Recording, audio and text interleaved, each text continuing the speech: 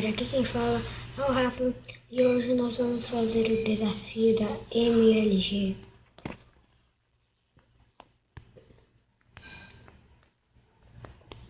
E, galera, no último vídeo,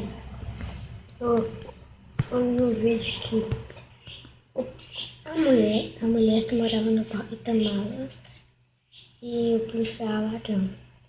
Foi mais ou menos assim, que o cara... O homem e o menino não aguentavam a mulher, eles prenderam ela no porta-malas. A polícia chegou, aí tirou ela do porta-malas, aí ela ficou conversando muito.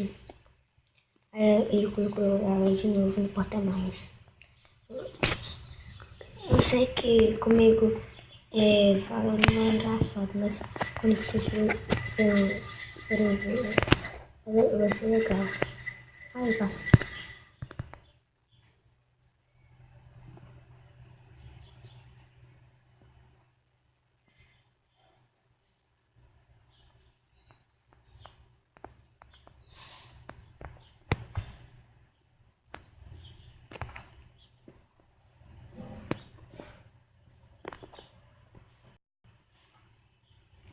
E galera, aqui são 127 blocos de altura, aqui é 128, mas pra colocar o baú e tal.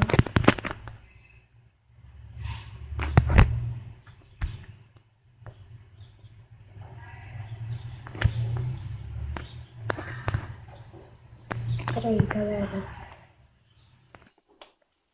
E galera, o vídeo vai ser curto, eu só vou. E esse aqui é por causa que eu tenho que almoçar. Eu vou fazer esse aqui. Quase. E galera, o vídeo é só isso mesmo.